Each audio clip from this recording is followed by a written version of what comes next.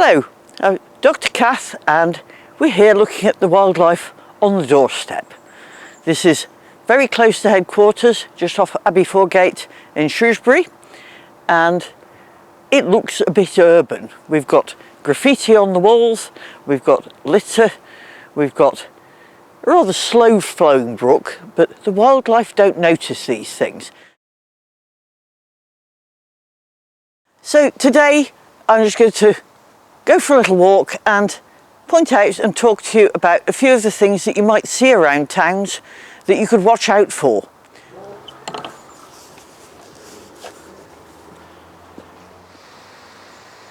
So this is the Ray Brook, and streams and rivers like this through towns provide wonderful corridors. So not just for the aquatic creatures, so we've seen otters swimming along here, dippers use it, all sorts of creatures. There's a reliance on the stream, on the river, but it's also a corridor, and these corridor features through the towns attract migrants. They're using them to follow a route.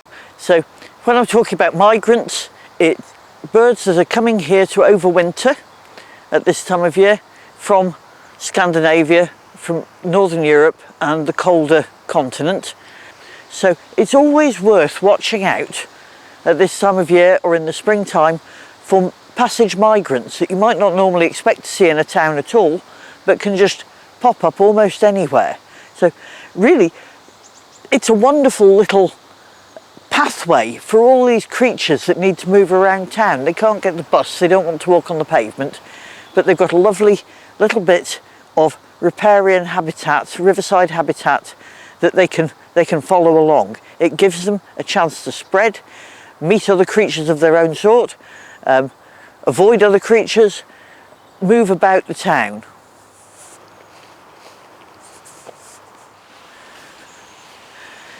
One of the things to look out for in your local green patch, whether that's in the town or more rural areas, is features like this. It's a bit of dead hedge. That's not a hedge that's died. It's a hedge that's been reinforced by weaving in bits of dead branch and things. This makes fabulous habitat. It's going to be a nesting site for dunnocks and wrens and robins and all those smaller birds. It's going to have loads of insects living in it, and of course the dead wood is really important for quite a lot of the beetle species, the longhorn beetles, these sorts, that need to lay their eggs under the bark. So dead wood in the countryside and in the town is really important. Large pieces of dead timber like this are particularly valuable. This is where you would find the grubs of some of the bigger beetles, things like stag beetles. If we go on with climate warming and they come as far north as Shropshire, this would be an ideal nursery for them. And personally, I can never resist just lifting a little bit of bark to see what's under it. You can see the mould growing here. Fungi are actually the only things that can decompose wood. So the beetles will follow along after the fungi have started off the decomposition process. Absolutely vital to keep the countryside clean and tidy, keep the towns clean and tidy. We don't want the council to take it away. We want the wildlife to do its job and munch its way through it. This will be a habitat for years. A piece of wood this size, really, really valuable. One thing I can never resist if I'm walking by a river is keeping an eye on the mud. All these creatures that might be travelling up and down using the stream as a highway, you might never see them. A lot of them come out at night, they avoid people, they're very shy, but they leave their traces behind. So you can put your Sherlock Holmes hat on and see what you can discover about what animals are moving up and down the river. Muddy patches like this are great for showing up all sorts of footprints, quite often dog footprints, it has to be said, but if you get a reasonable field guide or an FSC chart or download something online, it'll show you the difference. Otters have very distinctive footprints. The other animals that are using these corridors are badgers. I have friends who live very near here that regularly have badgers, hedgehogs, all sorts of things in their garden, right in the centre of town. And these are one of the best ways for them to move up and down. So keep an eye out, you never know who's been along before you. As well as looking for the mammals, these corridors are brilliant places for watching out for birds. We've just had a kingfisher shoot up the river past us, and I'm looking here at this rather old hawthorn tree which has some lovely haws on it. And these are an absolute magnet for blackbirds, thrushes, and the winter thrushes, the migrant thrushes like redwings and fieldfares that are coming in from the cold north just to feed on these sort of things. So if you know where there's a tree with good berries or a hedge with good berries, that's a good place to start looking. Keep an eye on it. Supermarket car parks are brilliant. They often plant ornamental mountain ash, sorbus, rowan, which provides fabulous berries, quite often ignored by our native thrushes and blackbirds because they tend to choose species that aren't our native rowan. They often have slightly peculiar coloured berries, and you might look at it and think, well, that doesn't look very appetising.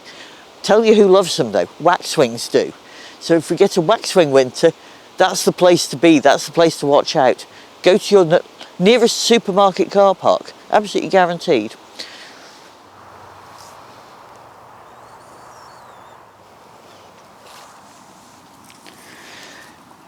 These areas of slightly more tussocky grass are absolutely fantastic for the small mammals. Voles particularly absolutely love them. They burrow into the tussocks and make little burrows. If you find a burrow that is about the size of the bottle top off the plastic bottle of water you'd carry in your pocket, that's about the size for a field vole. And that's really the ones we'd be expecting in this sort of environment.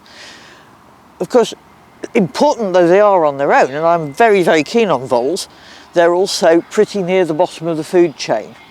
They're the staple diet of a lot of owl species, barn owls, and more likely in an environment like this would be tawny owls. Foxes love them, kestrels eat an awful lot of them, so they're a food source for all sorts of predators, which we'll see after dark. You get this place is probably frequented by foxes, and they'll be hunting them out in these tussocks and doing that wonderful pounce thing they do. So always worth a look around to see who you can see. If you hear high-pitched squeaking, the chances are it's not a vole at all, it's probably a shrew. And they're another one that like these tussocky grasslands, and again they're food for the owls and the foxes. This corner has been really something of a buffet this year. We've got some wonderful teasels here, and these are, of course, they have in earlier in the year. This is the flower head. Will have a lovely sort of green and purple ring of flowers around it, but at this time of year it's full of seeds, and they're much beloved by goldfinches. See these flocks of goldfinches coming into towns now, because these weeds aren't so much available in the open countryside. These are fantastic places to watch out for things like flocks of pied wagtails. And during the winter, they come in the evenings into town centres, city centres, looking for somewhere warm to roost all together. So you'll get hundreds of them massing in and finding a nice roof that they can keep warm on. All of these buildings, perhaps slightly older buildings that aren't very well insulated, and a lot of heat is going up through the roof. So these big gatherings of pied wagtails will be coming to them. You'll see them, big roosts of them in trees like this, and then moving onto the roof as they get colder. Telephone exchanges are particularly good. They generate loads of heat, and the wagtails love them. This is a rather sprawling kind of ivy. It's all the same, it just hasn't found a tree to climb up yet. But it's fabulous stuff for wildlife. This one's not in flower. It doesn't tend to flower if it's one of these sprawly ones. But if you find one in flower, At this time of year it's covered in bees and hoverflies and wasps and all sorts of things getting the pollen. It's one of the very latest flowers.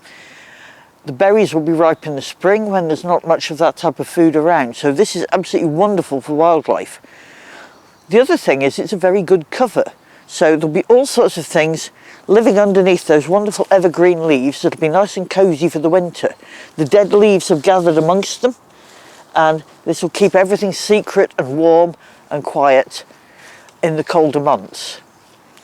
It's very good on the outside of buildings as well. It'll keep the building cool in the summer and warmer in the winter. It acts as a natural insulation, so don't cut your ivy down, keep it there. It's brilliant stuff.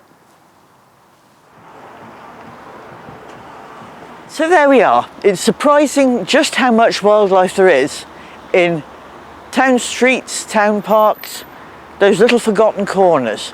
So do get out and have a look. You don't have to go far, just an hour's walk in the afternoon, a gentle stroll, and be amazed at what you can find.